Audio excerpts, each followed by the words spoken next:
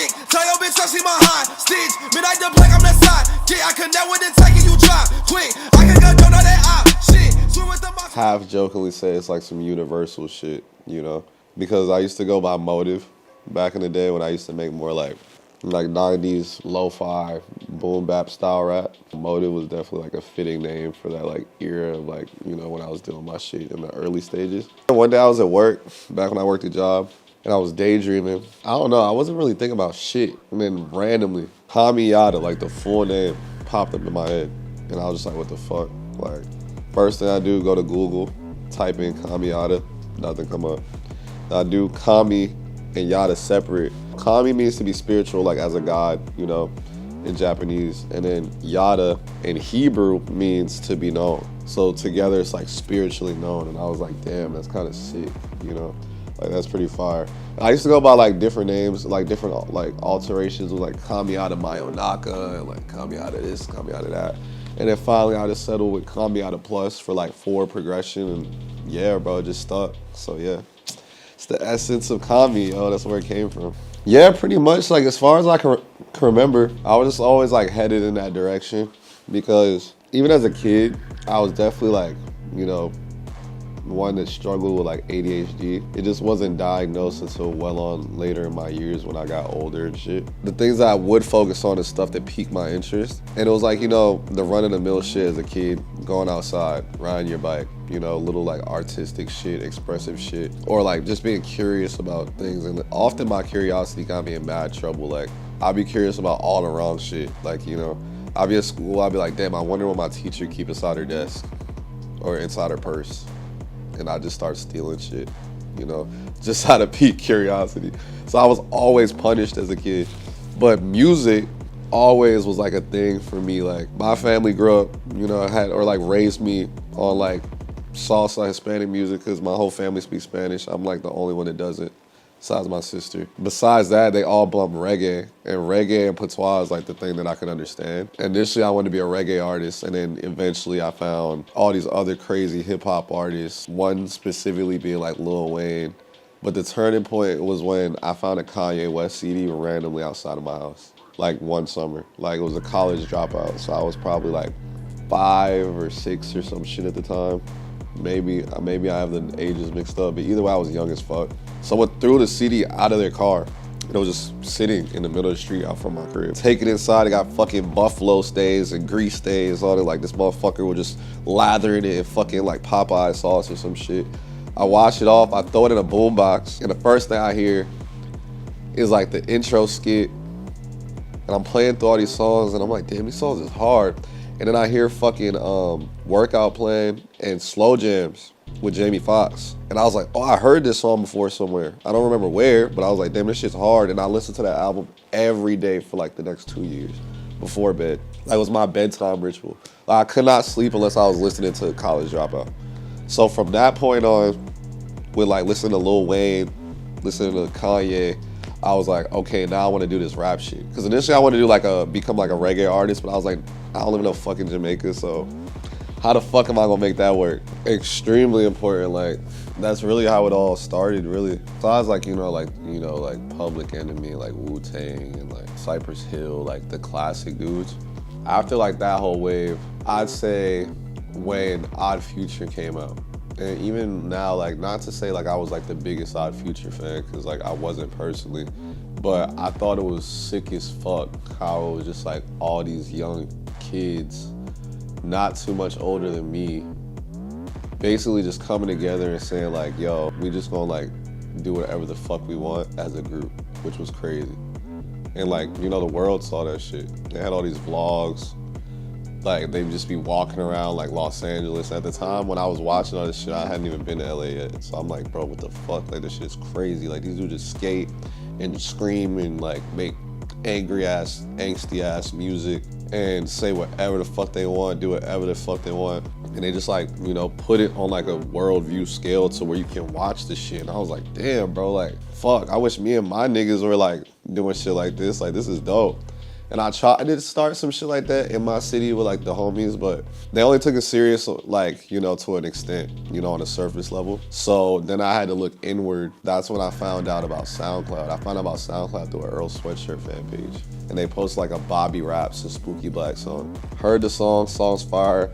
I make a SoundCloud account just as a listener to listen to all these dudes shit. Then I found out about Bones and then Chris Travis, all these other like dudes that were like super popping in the underground at the time. And I was like, damn. But what stuck out to me was Bones and Team Sesh, cause I was like, damn, they got a whole group. It's like, this nigga the rapper, he got all these producers, he got a nigga to do his videos, he got a nigga that's like in charge of the cover art, like a whole team. And I was like, damn, like this shit is well put together.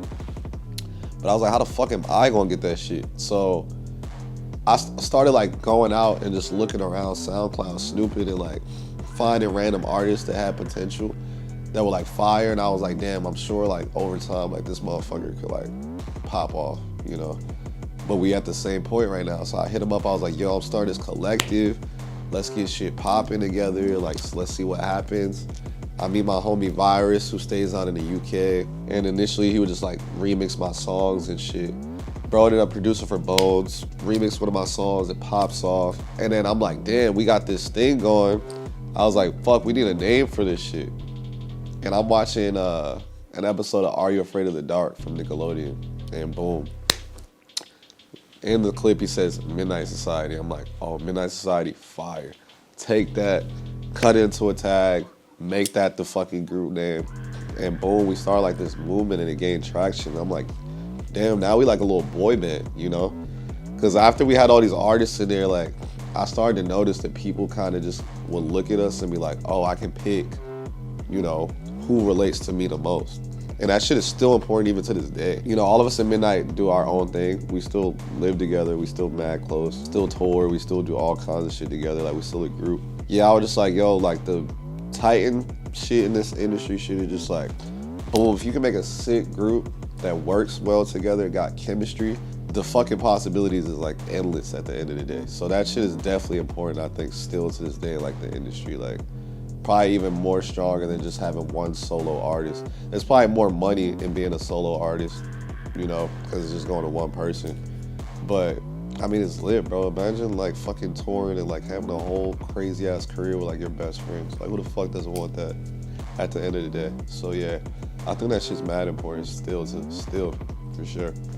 My number one right now, besides like, I mean, Kanye on that list too, but my number one right now, yeah, like Tool, like Maynard James Keenan, like, oh my God, that motherfucker's talented, bro. Like, if I could get that feature secured, or like Deftones, like Chino Moreno, like any of those dudes, like these titans, like sick vocalists in the scene, it's over with. Like, fuck all this underground shit, bro. Like, I'm over it. Like, not over it like in the sense of, you know, because it may be, but I'm just over like the constant like egotistical competition. Like, I want to just make real good ass music and bridge the gap between like the new school and the old school. So yeah, definitely like those dudes for sure. I'm sure it's probably a Kanye bar. Off the top of my head, like he's like, as far as like some of the realest shit I've heard from like just any artist. Maybe some shit from like Can't Tell Me Nothing, because that motherfucker was dropping quotables all over that song. Like, I had a dream I could buy my way to heaven. When I woke, I spent it on a necklace. I told God I'd be back in a second. Man, it's so hard not to act reckless. Like, what the fuck? It was definitely like when I linked up with Virus and he got the Bones placement for Rest in Peace. And then I made the song Tale of a Ghost, and this was called Room 202. It was a whole different song. And I sent him the vocals, he remixed it, and the remix like blew the fuck up. And then took those vocals and I sent them to a bunch of other like really talented producers that I knew, and then they made their own remixes. Basically, like the song blew up like 5 different times, but like on some like this producer's beat, this producer's beat, this producer's beat, and it'd be funny because then the fans will be like, this the same song, bro, just a different beat. Like, ain't these the same lyrics from this song? Ain't these the same lyrics from this song? And no matter how many times I'd be like, this is a remix, they'd be like, nah, this is the same verse from that song. But either way, the job got done. And yeah, between that, it was like Tale of a Ghost first. Then Product of Drugs. Initially was a song called Adrenaline that I put out on a King Yosef beat. Shout out my bro King Yosef. Then I took those vocals, gave them to my bro Akuma, gave him the Virus, and those shits blew up off remixes. So just like dudes kept remixing all the vocals, and then the song would just keep like running up because it's already a sick ass verse, and then it's a new beat under it, so people are treating it like it's a brand new song. So I was like, yeah, like after that, shit started popping off. Cause some people were putting all my songs on Vine and making like AMVs and shit. So yeah, like 2016 is definitely like during that era is when shit really started turning like and going crazy. And then I'd say like 2019, when we started like touring Japan and like, you know, really going out the country and just doing all these crazy shows and getting in touch with like all the fans outside of the US, like shit just started moving even faster. I mean, I can say one of them for sure was doing the show out here this week. Like that was beautiful. Like seeing all those kids like showing mad love. Like motherfuckers damn near running up to me with like tears in their eyes. Like, bro, I've been listening to you for years. Like, you know, you helped me through like high school. Like you helped me through this or like whatever. Like that shit goes a long fucking way. So yeah, definitely for sure that. Like I never forget shit like that. Like that shit sticks with me always. Probably like the last time we were in Japan. Like that's when I really like saw the scope of like everything. Cause I went there with no intention. I'm like, yo, nobody gonna know who the fuck we are here.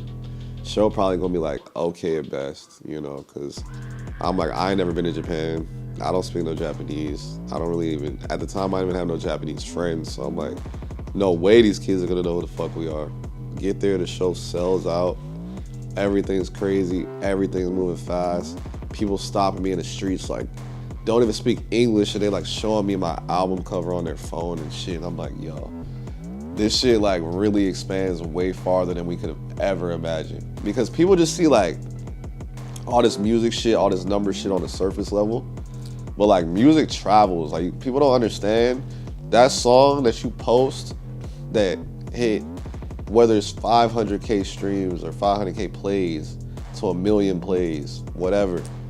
Like those millions of people streaming that shit are real human beings that live, you know, in all kinds of different countries. And, you know, Johnny from motherfucking Utah might hear the song and be like, yo, Bobby in Kentucky, bro, this song hard. And then Bobby in Kentucky got a homie that's visiting from the fucking UK. He played a song and he like, bro, I gotta go tell my homies about this. And bro go back to the UK and bro spreads like wildfire, bro. Like people don't take that shit into perspective at all. So that shit is just wild. Like, you know, really like that shit goes far and it really means something. So like my advice for people in that instance is put that shit the fuck out, because it can change everything. I would have never guessed years ago in 2016, these little ass songs I was making at the foot of my bed on a $25 mic would like, you know, get me here today, have me sit in this chair type shit. So that's what it is. It's a blessing. Genuine people, people that are like willing to set their ego aside for like the sake of art, or like the sake of like what they actually like truly believe in and not what they're told to believe in. Motherfuckers that just keep it real. Definitely more of that, because we could really advance so far as people if like more people adopted those qualities into like their personality. Because even like the music scene, industry is like oversaturated everything. They made it to where it's like a contest of like, you know, who can either do the most outlandish shit or who can just copy the other person the most, or who can just like rehash and recycle the same 3 fucking ideas for like the next decade to make money. Like, fuck all that. I'm ready to get back to the point where like we get like the real raw shit, people pulling up to the functions to have a good ass fucking time and just enjoy the art, enjoy the music, like, you know, like a real renaissance of like this industry as a whole. I'm sure, you know, if we can accomplish that, it'll outstretch into like so many other aspects of society, whether it be like politics, ethics, the whole 9 yards. So yeah, we definitely need more of that. 100%. I already have bad homies that have hit me up since I've like played out here, but like, yo, like New Zealand looks crazy, because they don't know shit about it really much either. Like, I feel like we don't get, you know, or like New Zealand doesn't get highlighted enough for how like dope shit is over here in the States, you know, because even like from what I've heard here, like, you know, the default is always like Australia, because that's like, you know, it's probably bigger, and that's where all the bigger artists or like the mainstream artists always play. And everyone's been telling me like when people come to Wellington, they do like one show and then they're out of here. But nah, like definitely I would recommend a fuck ton of artists to come here, especially like underground artists. Like fuck all the mainstream shit where it's just like, oh, we just coming out here to boom, do a show here, do a show here, do a show here, get the check, bye. Like I know so many sick artists that are on the verge of being something even greater than what they are now, that are also genuinely good people, genuinely dope people, genuinely caring people and creative people that would definitely get along and intermingle well with like not even just the artists here, but the culture, the hospitality, and just the general scene as a whole out here. Like I have a dope ass scene out here and I love it. Like it reminds me like what the fuck we were doing in 2016 when we first started doing this shit. Like even being in this room, in this building, like, you know, seeing the way y'all kind of like work together in harmony, and like there's not too much ego involved, and like people can actually like get together and like make some dope shit happen for the sake of the people.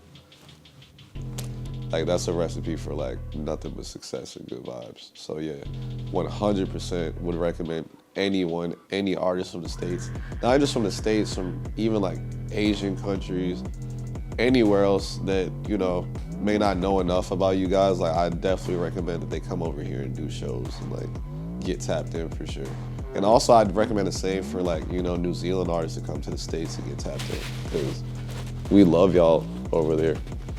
You know, we do things really differently. You know, the scene works differently, but like it doesn't take away from the fact that there are definitely people that like would definitely interconnect and get shit going. Well, yeah, you know, that was my insanity talk. Got to touch on a lot of different topics, you know, with some really dope ass people. So for anybody watching, I'm Kamiyada. It's been real. New Zealand has been real. I love it out here. Definitely will be back soon. Hopefully as soon as next year.